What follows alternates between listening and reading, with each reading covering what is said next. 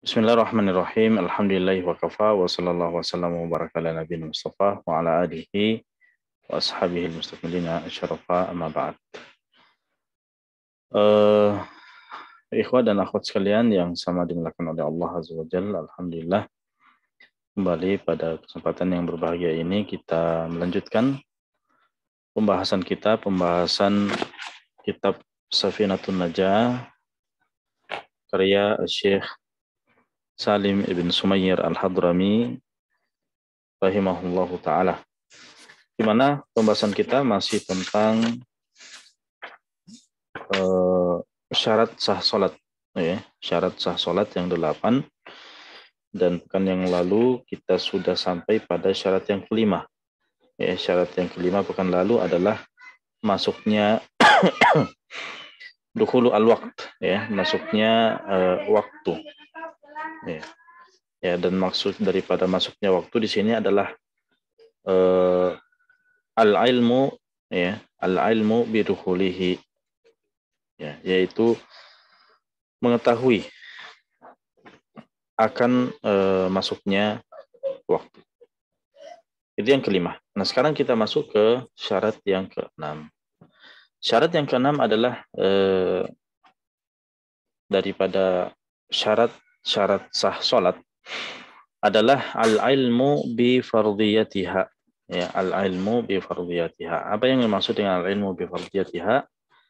Maksudnya adalah seorang itu yang ingin sholat itu harus mengetahui, ya, bahwasanya sholat yang dia kerjakan itu, ya, kalau misalnya dia adalah sholat wajib, maka dia mengetahui bahwa sholat tersebut hukumnya adalah wajib.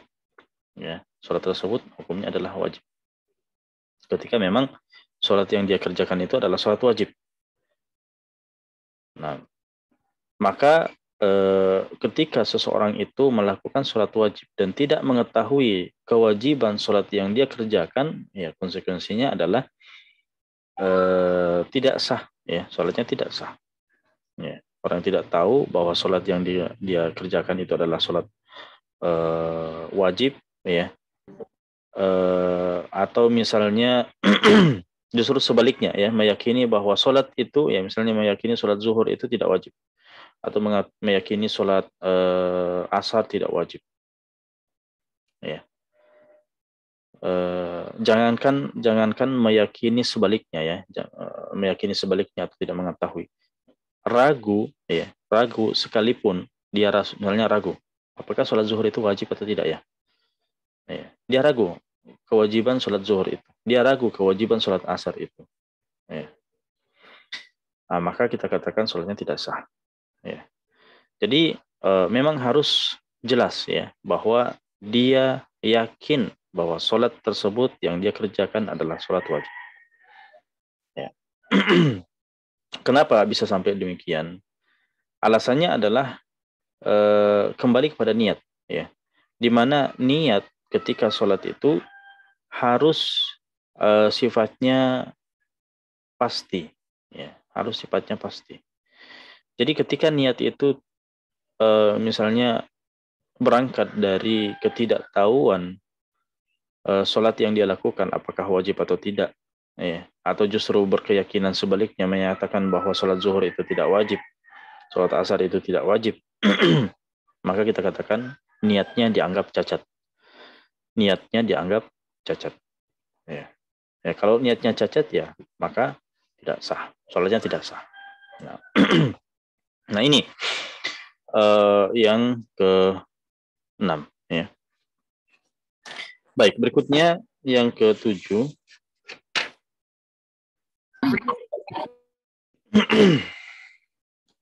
Baik, yang ke-7 adalah diantara syarat sah sholat adalah alla ya'taqida fardan min furudiha sunnah. Ya, fardan min furudiha sunnah. Maksudnya apa? Kalau yang ke-6 tadi, syarat sah yang ke-6 tadi adalah dia harus mengetahui hukum sholatnya, bahwa sholatnya itu yang dia kerjakan adalah wajib, ya.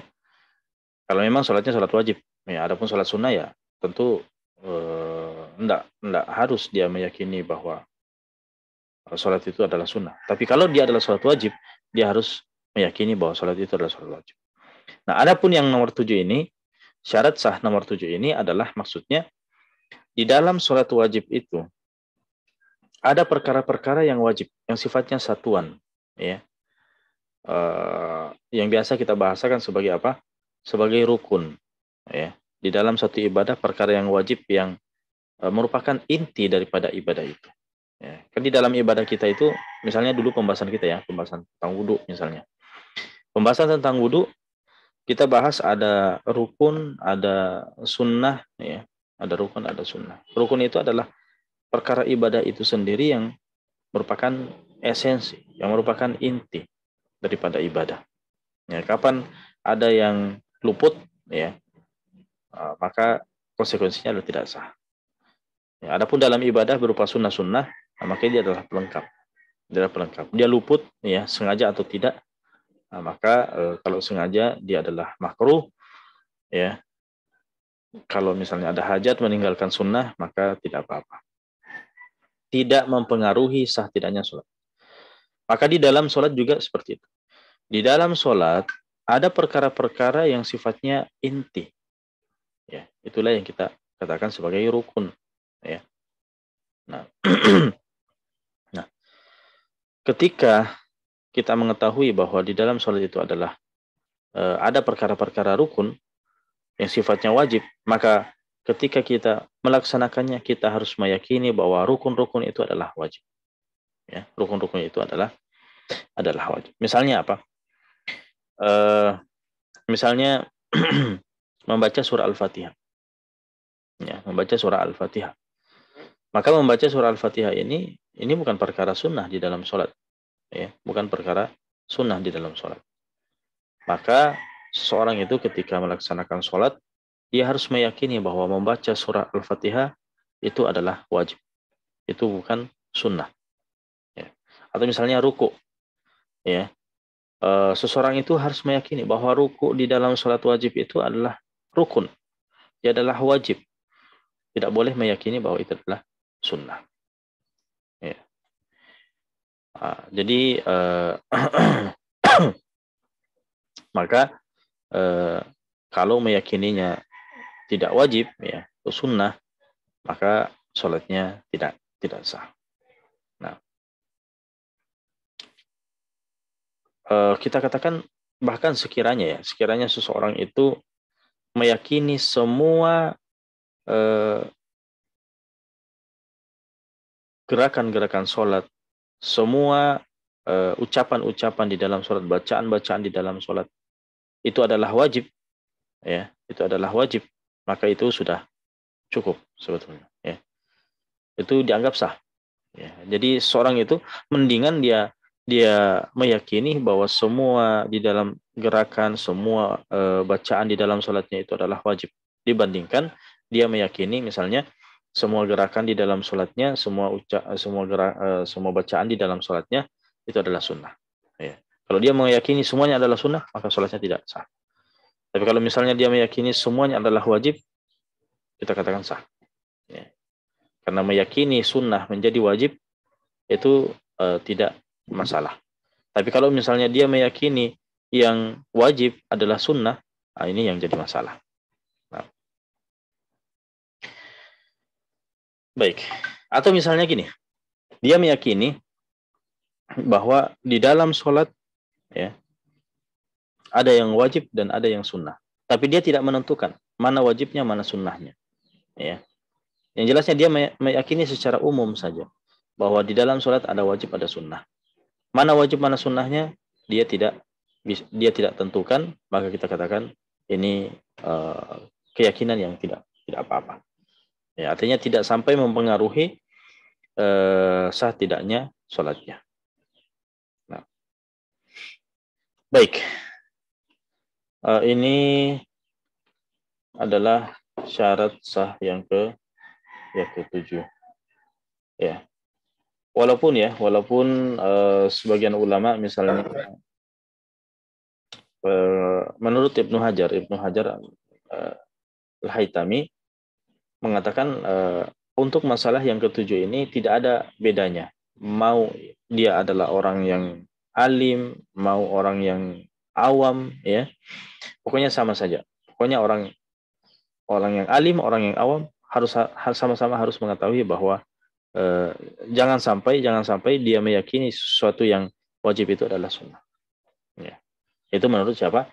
Menurut Ibnu Hajar eh, Al-Haytami. Adapun adapun orang awam, ya. Adapun siapa?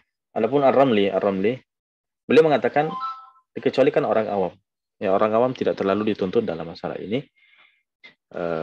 Beda dengan penuntut ilmu, ya. Orang yang sudah tahu, orang yang sudah eh, orang yang bisa belajar, ya istilahnya belajar, maka dia harus mengetahui mana yang wajib, mana yang sunnah. Mana yang wajib, mana yang sunnah. Itu kalau menurut siapa? Menurut Ar-Ramli. Nah, sedangkan definisi daripada alim menurut Ar-Ramli di sini adalah man ishtaghala bil ilmi, barang siapa yang belajar, ya, menuntut ilmu, zamanan taqtadi al-adatu fihi an yumayyiz bainal fard was sunnah. Orang yang sudah punya waktu untuk belajar, yang kira-kira waktu itu dia sudah bisa membedakan mana yang wajib, mana yang sunnah di dalam sholat. Nah, ketika dia sudah eh, apa namanya, sudah belajar dan kira-kira sudah tahu mana yang wajib, mana yang sunnah, artinya dia sudah pelajari. Ketika dia sholat, dia harus mengetahui, dia harus meyakini bahwa ini adalah wajib, ini adalah sunnah, ya, dan seterusnya. Adapun orang yang tidak pernah belajar, ya, secara khusus, maka itu disebut sebagai awam dalam masalah ini. Nah, baik. Berikutnya,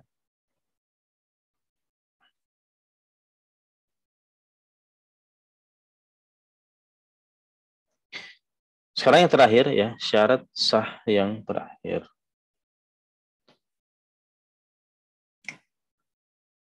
Syarat sah yang terakhir yang ke-8 adalah ijtinabu al-mubtilat, menghindari pembatal-pembatal sholat. Ya, berarti berkaitan yang 8 ini adalah pembahasannya kaitannya dengan pembatal-pembatal sholat. Nah, pembatal-pembatal sholat ini sebetulnya itu akan dibahas secara khusus, ya, akan dibahas secara khusus di pasal yang akan datang, insya Allah. Nah, berarti pembahasan kita tentang syarat sah sholat ini sudah selesai, ya, sudah selesai. Dan sebelum kita masuk di pembahasan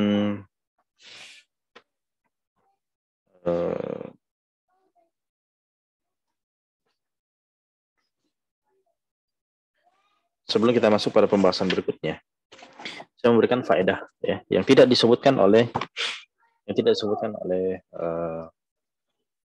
penulis di sini. Karena kita sudah menyelesaikan pembahasan tentang syarat sah sholat. Di antara pembahasan yang tidak disentuh oleh penulis di sini adalah syarat wajib. Ya, bedakan antara syarat sah dengan syarat wajib. Syarat sah artinya jika semuanya terpenuhi, maka sholat itu dianggap sah. Ya, sholat itu dianggap sah. Adapun syarat wajib adalah penentu apakah sholat itu, apakah ibadah itu dikatakan wajib atas orang tersebut. Ya. Jadi kalau terpenuhi syarat sah, itulah yang menjadi menjadi tolak ukur menghukumi sah atau tidak. Ya. Adapun tolak ukur mengetahui mana yang menjadi penentu, ya, ibadah itu wajib, ya, maka yang kita lihat adalah syarat wajib, ya, syarat wajib. Nah, adapun syarat wajib di dalam sholat, itu ada 6. Ya. Yang pertama adalah Islam. Maka wajib bagi seorang muslim, baik laki-laki ataupun wanita, ya, walaupun dia sudah pernah murtad, ya, walaupun dia sudah pernah murtad, kewajibannya itu tetap dia tanggung, ya. Artinya ketika dia dalam keadaan murtad, maka dalam keadaan murtadnya itu dia tetap dituntut, ya, akan sholat yang dia tinggalkan. Artinya orang yang murtad itu, ya, orang yang murtad itu, ya, karena dia adalah berangkat dari muslim kemudian meninggalkan Islam, maka dia tetap dianggap sebagai muslim dalam masalah ini. Artinya ketika dia kembali kepada Islam, dia dituntut untuk mengganti semua sholat yang dia tinggalkan dalam masa murtad. Ya. Beda halnya dengan orang yang baru masuk Islam, ya. Artinya asalnya dia adalah orang yang non muslim kemudian masuk ke dalam Islam, apakah dituntut semua sholatnya sebelumnya? Ya tidak dituntut. Ya, adapun orang yang murtad yang tadinya masuk Islam kemudian keluar dari Islam, maka selama dia murtad, ya, berapa lama dia dituntut untuk mengganti semua sholatnya. Ya. Adapun ketika dia murtad dan melaksanakan sholat di masa murtadnya, kita kan tidak sah. Kenapa tidak sah? Karena tidak memenuhi syarat sah. Ya, tidak memenuhi syarat sah. Nah, jadi ada pembahasan yang saling beririsan, ya. Dulu, ya, sebetulnya Islam ini syarat sah juga, ya. Cuma di sini tidak disebutkan oleh penulis. Disebutkan syarat sah di sini hanya 8. Ya, kalau dalam kitab-kitab yang lain disebutkan lebih banyak lagi. Dan termasuk Islam ini. Islam syarat sahnya. Artinya orang yang kufur, ya, atau orang yang murtad itu tidak sah kalau dia sholat. Tapi orang yang murtad ketika masuk Islam kembali, dia dituntut untuk mengganti semua sholatnya. Ya, karena dia terkena syarat wajib, tapi tidak terkena syarat sah. Baik. Ya, adapun orang kafir asli, ya, orang kafir asli ini tidak dituntut. Memang di dunia ini tidak dituntut. Kenapa? Karena tidak sah, tidak memenuhi syarat sah. Adapun, ya, walaupun nanti di akhirat, ya, mereka akan dituntut, ya, kenapa tidak masuk dalam Islam, dan akan dituntut semua kewajiban-kewajiban dalam Islam, termasuk sholatnya, ya. Masalah kakum fi sakar, ya, apa yang memasukkan kalian dalam neraka sakar? Ya, jawaban mereka adalah lam nakun minal musallin, kami dulu tidak sholat, ya. Artinya semua kewajiban-kewajiban di dalam Islam itu dituntut juga bagi orang kafir di dunia ini, di akhirat nanti. Adapun di dunia ini tidak. Karena dituntut mereka untuk masuk dalam Islam. Tapi di akhirat nanti, ya, selain tuntutan mereka masuk Islam, mereka juga dituntut kewajiban-kewajiban yang ada di dalam Islam. Nah, adapun kalau dia misalnya masuk dalam Islam, orang yang kafir ini masuk dalam Islam, apakah wajib untuk mengqadha, ya, sholatnya selama dalam masa kekufurannya? Tidak. Beda dengan murtad tadi. Nah, karena Allah Subhanahu wa taala berfirman, "Iyantahu", ya, ketika orang kafir itu berhenti dari kekufurannya, artinya masuk ke dalam Islam, yughfar lahum ma qad salaf. Akan akan diampuni, ya, dosa-dosa mereka yang telah lalu. Baik, apalagi kalau kita misalnya justru menuntut, ya, menuntut orang-orang kafir itu, ya, orang kafir asli ketika masuk Islam untuk mengganti semua sholatnya di masa kekufurannya, nah, maka justru ini adalah tanfir, ya, bentuk membuat orang lari dari agama Islam ini, ya. Adapun yang wajib untuk mengganti, ya, orang murtad. Nah, baik.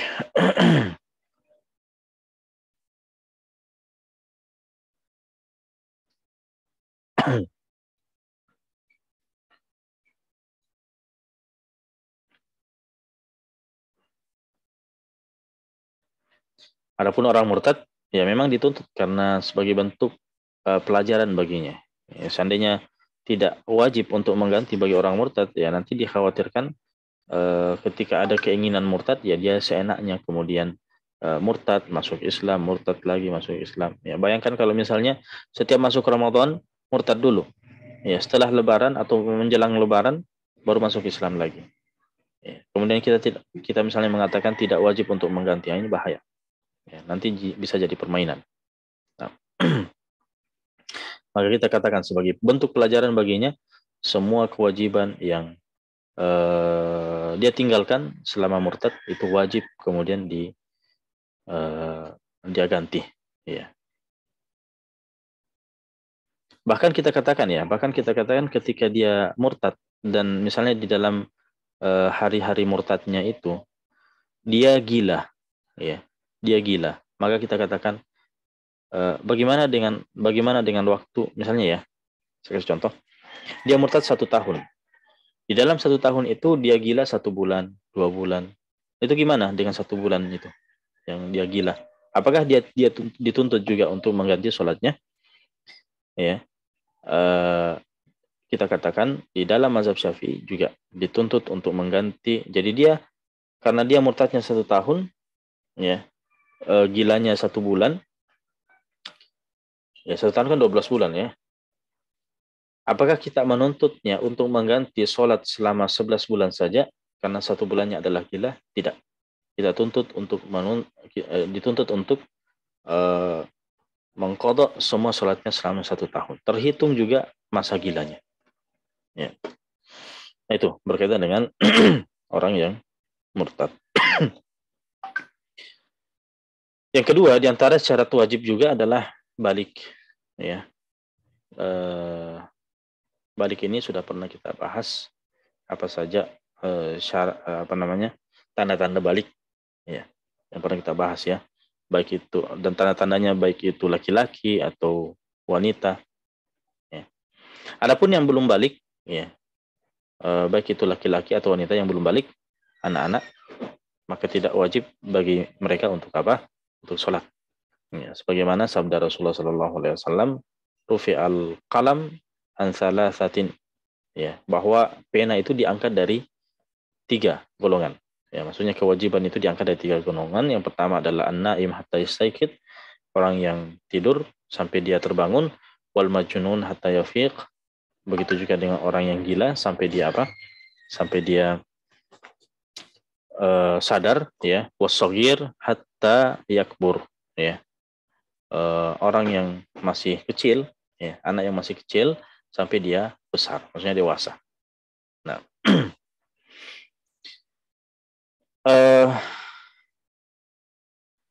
hanya saja bagi anak-anak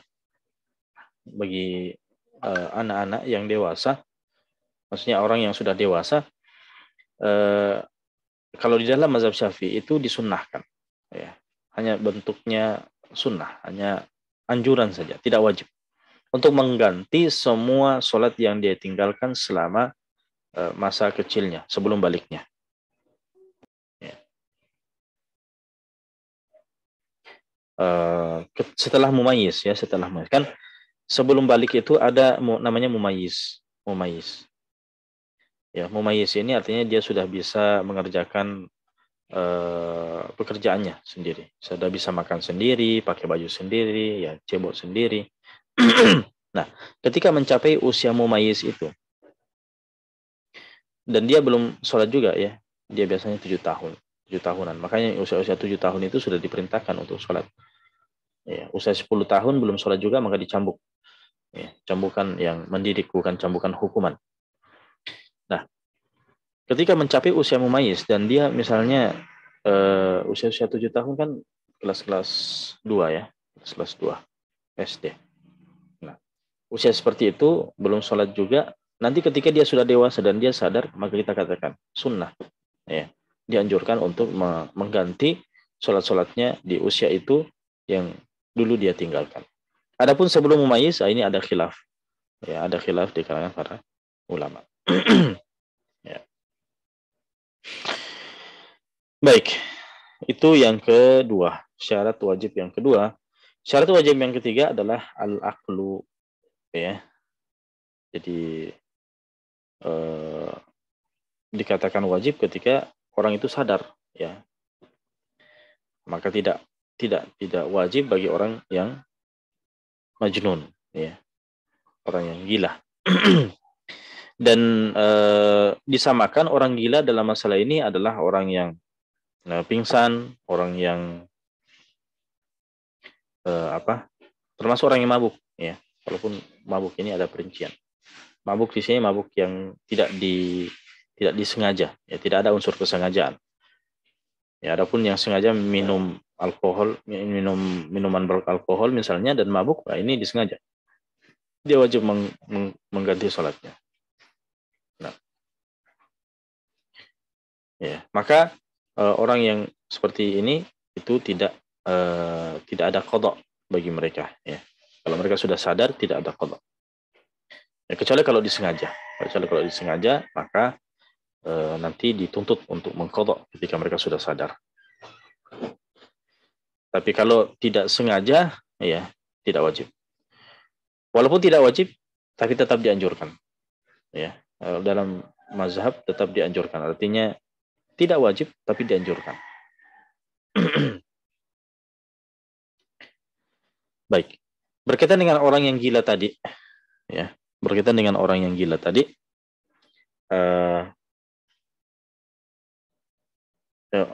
orang yang mabuk, ya. Maksud saya orang yang mabuk. Kalau misalnya dia kan mabuk ada dua macam. Ada mabuk yang disengaja, ada mabuk yang tidak disengaja. Nah, berkaitan dengan mabuk yang disengaja. Misalnya dia sengaja untuk minum dan mabuk. Kemudian di dalam mabuknya dia apa? Gila. Dia gila. Nah, maka apakah dia wajib untuk mengqadha salatnya? Ya. Apakah wajib mengqadha salatnya? Kita katakan tetap wajib mengqadha salatnya. Ya. Wajib baginya setelah dia sadar dari gilanya, ya, untuk mengqadha salatnya. Ya, bisa saja seperti itu, ya. Misalnya dia minuman beralkohol, setelah itu ya gila 1 pekan. 1 pekan itu gila. Ya, mabuk kan biasanya tidak lama, ya. Tapi ini gilanya 1 pekan. Maka kita katakan sholatnya selama 1 pekan itu dia harus potong. Ya.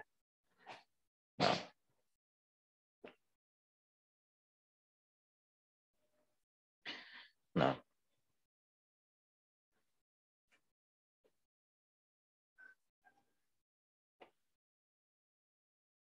baik. Walaupun ini masalahnya, inti masalahnya di sini kenapa orang mabuk kemudian dia gila dalam waktu beberapa lama. Yang mewajibkan baginya untuk mengqadha semua salatnya mengatakan bahwasanya kita tidak bisa tahu, ya, kita tidak bisa tahu apakah gilanya itu mabuk atau tidak, ya. Jadi apakah itu mabuk yang berkepanjangan atau memang gila, itu tidak bisa diketahui. Tapi sekiranya bisa diketahui, ya, bahwasanya orang itu murni gila, ya. Jadi misalnya, ya, dia minum minuman keras dan mabuknya itu cuma 1 hari. Hari keduanya itu murni gila. 3, 4, 5 itu adalah murni gila. Maka kita katakan yang dia wajib qadha adalah masa yang jelas-jelas masa mabuknya saja. Ya, gila di hari kedua, ketiga, keempat, kelima itu seterusnya. Itu kalau memang diyakini bahwasanya itu murni kegilaan bukan karena faktor mabuknya, maka kita katakan itu tidak wajib diganti. Ya. Jadi kalau misalnya dia minum, ya, kemudian gila, dia minum minuman keras, mabuk, ya, kemudian keadaannya sama dalam waktu berhari-hari, dan dia tidak diketahui apakah ini gila atau mabuk, ya, maka tetap dihukumi sebagai mabuk dan semua dia ganti. Tapi kalau misalnya diketahui bahwa mabuknya itu cuma hari pertama, hari kedua itu murni gila, ya, dan seterusnya, maka kita katakan yang hari-hari murni gila itu tidak wajib diganti. Dan semua ini membedakan mana kondisi mabuk dan mana kondisi gila, itu dikembalikan kepada ahli khibrah, orang yang berpengalaman, ya. Ya, orang yang berpengalaman, orang yang punya ilmunya mengatakan orang ini sudah hilang, dia sudah sadar sebetulnya dari mabuknya, tapi dia murni gila. Nah, maka kita katakan murni gilanya itu sholat-sholat yang dia tinggalkan itu tidak wajib dia ganti. Nah, itu yang ke berapa tadi? Yang ketiga, ya. Yang keempat sekarang. Yang keempat adalah an-naqa anil haidhi wan nifas. An-naqa anil haidhi wan nifas. Ya, an-naqa anil haid wan nifas. Suci dari haid dan nifas. Artinya tidak wajib melakukan sholat bagi siapa? Bagi wanita yang haid dan yang nifas. Ya. Tidak wajib sholat. Apakah wajib qadha? Tidak. Qadha juga tidak wajib. Ya, bahkan diharamkan bagi mereka untuk mengqadha sholatnya. Itu menurut siapa? Menurut Ibnu Hajar Al-Haytami. Nah, tapi menurut Ramli, kalau misalnya seorang haid dan nifas itu mengqadha sholatnya, itu terhitung sholat sunnah. Ya. Terhitung sholat sunnah. Tapi sunnahnya di sini beda, ya. Sunnahnya di sini dia terhitung sunnah, tapi la thawaba alaihi. Dia tidak ada pahalanya. Ya.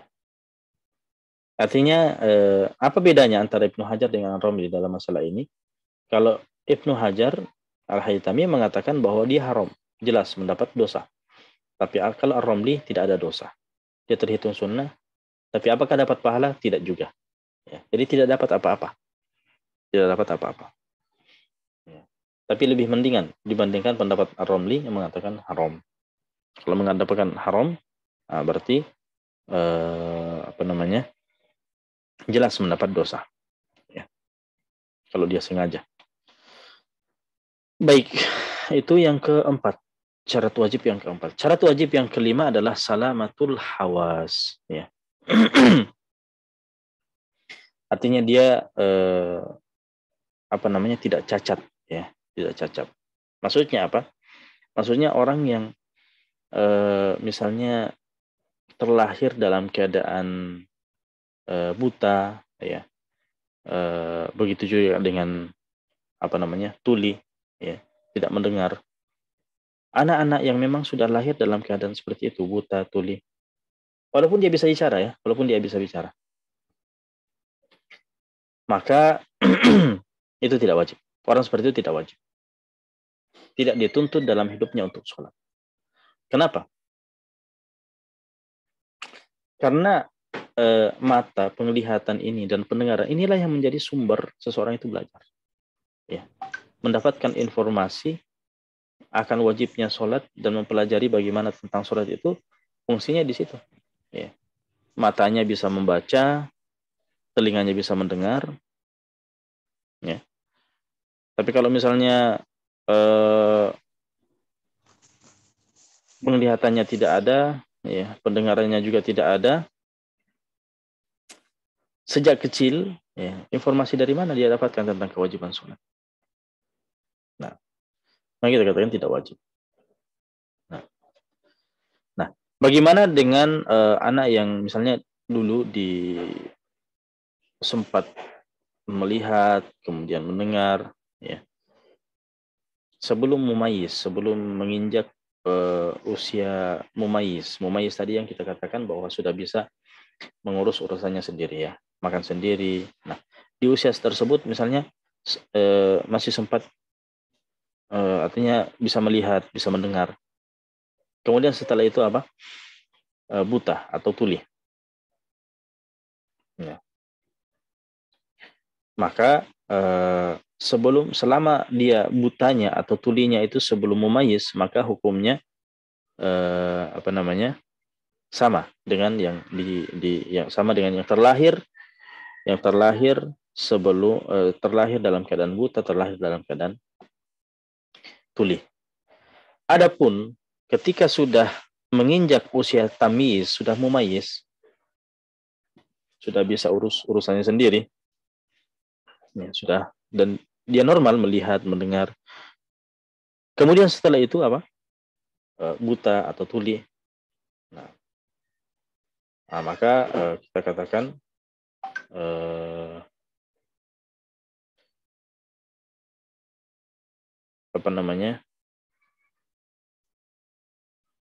tidak wajib, ya, tidak wajib. Tapi ketika dia misalnya kembali normal, ya, penglihatannya kembali, kemudian pendengarannya juga kembali, apakah dituntut untuk mengganti? Tidak. Ya, tidak dituntut untuk mengganti. Nah, ini yang kelima. Sekarang yang terakhir. Yang terakhir dari syarat wajib ini adalah bulugh dakwah, ya, adalah bulugh ad-dakwah. Telah sampai kepadanya dakwah ini.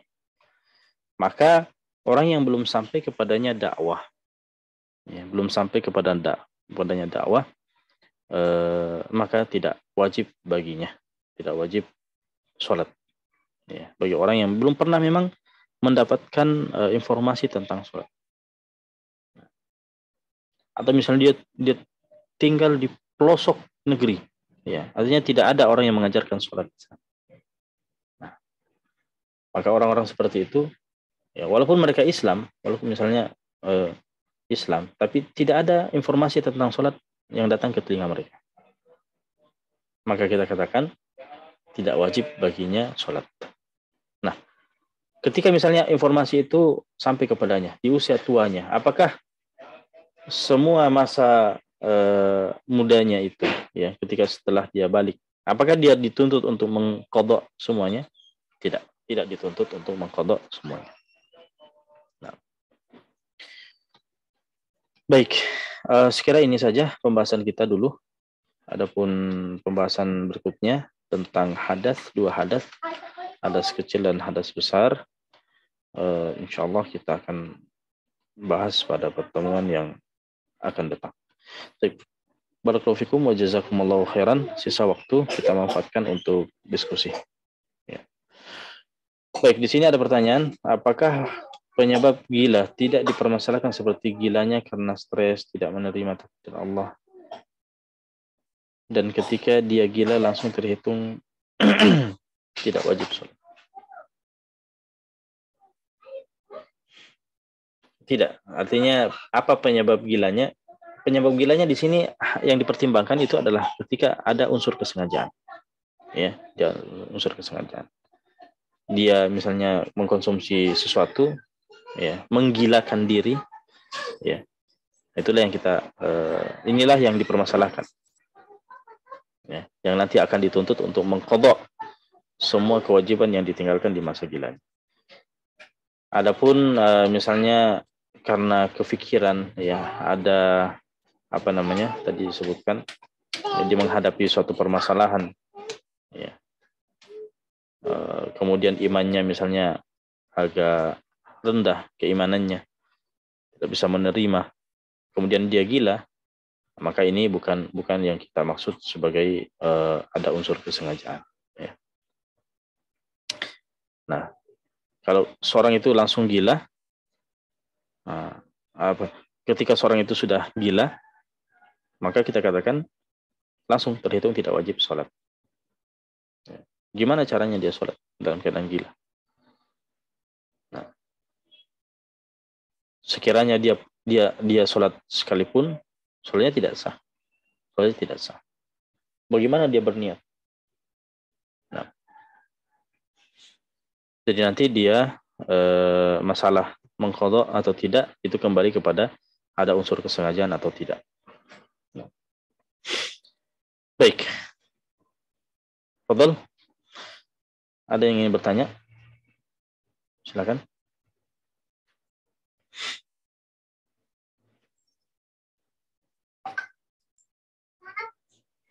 Apakah seorang yang sementara sholat, kemudian di pertengahan dia teringat bahwa niatnya sebelum sholat ternyata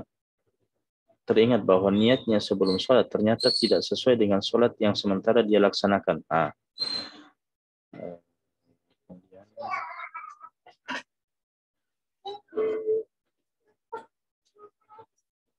Di sini terpotong. Apa selanjutnya?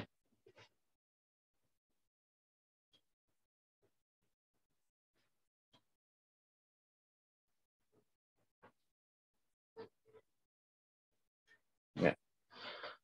Bagaimana hendaknya sikapnya? Apakah dia mengulangi dengan niat yang sesuai atau dia bisa mengubah niatnya saja? Bagaimana untuk sholat sunnah dan sholat wajib? Baik, mengubah niat di dalam sholat. Ini sholatnya apa? Karena tingkatan ada berapa tingkatan niat ya? Ada sholat wajib, ada sholat sunnah. Kalau sholat sunnah terbagi menjadi dua. Ada sholat sunnah yang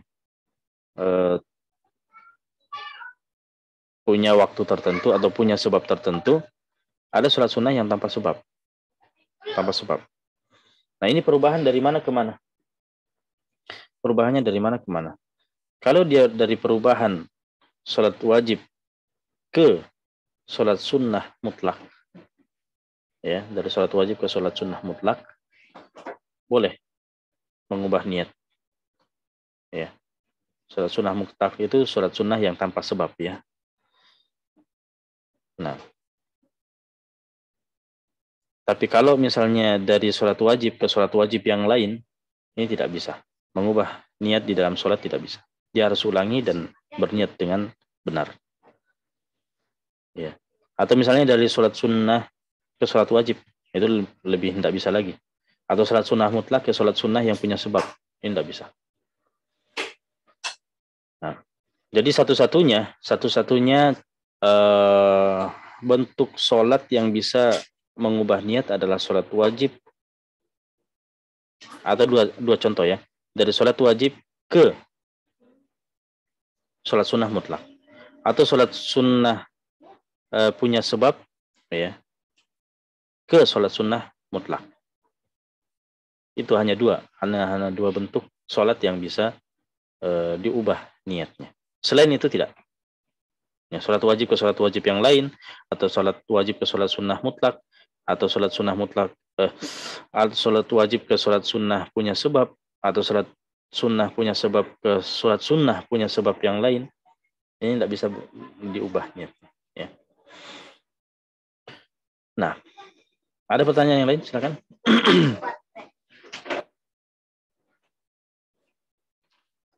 Masih ada?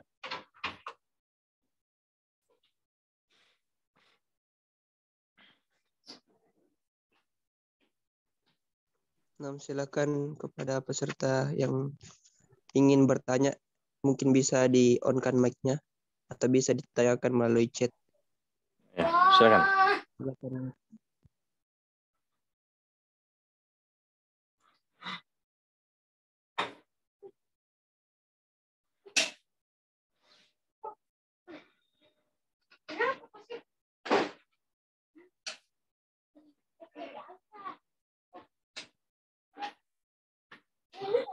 Tidak ada lagi? Afwan Ustaz, saya mau bertanya. Ya, silakan. Untuk masalah penggabungan niat Ustaz dengan sholat yang sama bentuknya, apakah bisa semuanya Ustaz atau ada kaidah-kaidah tertentu Ustaz? Contohnya? Penggabungan niat, misal untuk sholat duha dengan sholat tahiyatul masjid Ustaz, digabung niatnya, tapi cuma 2 rakaat Ustaz. Baik. Boleh begitu? Baik. Salat sunnah tahiyatul masjid itu bisa diwakili dengan salat apa saja, ya. Jadi karena memang salat tahiyatul masjid itu adalah salat sunnah yang istilahnya sholat sunnah yang ditinjau dari maksudnya, dia adalah sholat sunnah yang gairu maksudah. Ya, gairu maksudah. Artinya dia bukan sholat sunnah yang memang tujuan kita melaksanakannya. Karena maksud daripada sholat sunnah tahiyatul masjid adalah memanfaatkan masuknya seseorang itu ke dalam masjid. Kemudian dia sholat. Nah, sholat apa saja yang dia lakukan, maka itu akan terhitung tahiyatul masjid baginya. Mau itu sholat wajib, mau itu sholat duha, ya, mau itu sholat sunnah wudhu, ya. Jadi sholat apapun itu bisa mewakili apa? Sholat sunnah tahiyatul masjid. Nah, dari segi itu, kalau itu yang dimaksud dengan menggabung niat, ya maka bisa. Bisa. Nah.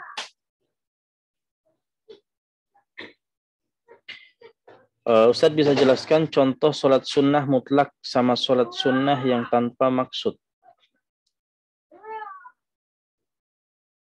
Sholat sunnah tanpa maksud ini adalah tahiyatul masjid. Ya, jadi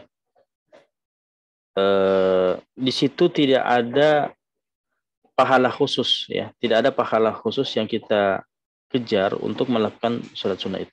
Dia hanya perintah agar tidak duduk sebelum sholat sunnah. Nah, maka sholat sunnah apapun yang kita datangkan, ya, bahkan sekalipun kita sholat wajib datang kemudian sholat wajib atau qabliyah, sunnah qabliyah misalnya, itu sudah mewakili tahiyatul masjid. Itu namanya sunnah yang tanpa maksud, ya, gairu maksudah.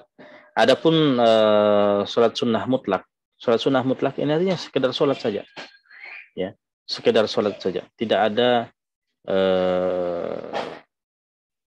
apa namanya, kalau ditanya sholat apa, ya sholat sunnah, sekedar mau memperbanyak pahala saja. Itu namanya sholat sunnah mutlak, tidak terikat dengan sebab, tidak terikat dengan waktu. Bahkan terikat dengan waktu, ya, karena sholat sunnah mutlak inilah yang kemudian dilarang, ya, dilarang di waktu-waktu terlarang, ya, sholat sunnah mutlak ini. Beda dengan tahiyatul masjid. Tahiyatul masjid dia adalah termasuk sholat yang punya sebab. Tahiyatul masjid itu termasuk sholat yang punya sebab, dan sebabnya di depan, yaitu masuknya seorang itu ke dalam masjid kemudian dia sholat. Ya, adapun sholat sunnah mutlak itu tidak terikat dengan sebab, ya. Oleh sebab itu nanti dalam pembahasan waktu-waktu yang terlarang untuk digunakan sholat, ya, sholat yang dimaksud, sholat yang kena itu adalah sholat sunnah mutlak. Begitu juga dengan sholat sunnah yang sebabnya setelah sholat. Seperti apa? Seperti sholat sunnah ihram. Sholat sunnah ihram itu adalah sholat sunnah kemudian dia berniat, dia berihram, ya, niatnya umrah atau haji. Nah. Baik. Tidak ada pertanyaan lagi?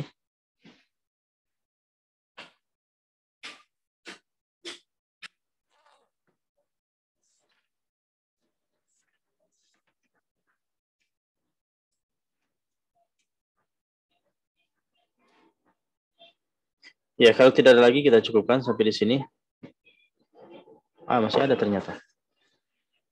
Baik. Apakah masih wajib hukumnya sholat bagi seorang pemuda yang pikirannya sudah tidak normal kembali, seperti anak-anak, setelah tersandung penyakit yang mengganggu akalnya? Ya. Baik.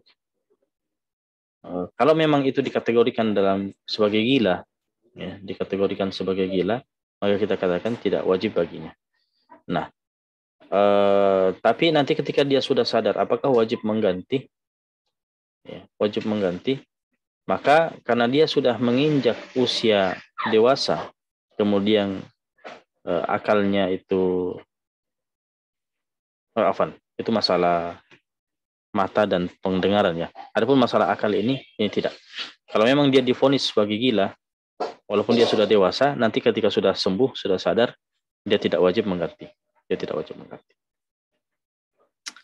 Kemudian apakah sholat tahajud termasuk sholat sunnah mutlak? Tidak. Sholat tahajud tidak termasuk sholat sunnah mutlak. Ya. Nah. Sholat tahajud masuk dalam kategori sholat sunnah muakkad, ya. Ya. Dia termasuk sholat lail, ya, yang punya waktu tertentu. Nah. Baik, sekarang cukup. Barakallahu fikum wa jazakumullahu khairan. Mudah-mudahan ada manfaatnya, dan insyaallah kita pada pertemuan yang akan datang membahas tentang hadas kecil dan hadas besar. Begitu juga dengan batasan-batasan aurat, insyaallah. Subhanakallahumma wa bihamdika asyhadu an la ilaha illa anta astaghfiruka wa atubu ilaik. Saya pamit undur diri. Assalamualaikum warahmatullahi wabarakatuh. Waalaikumsalam.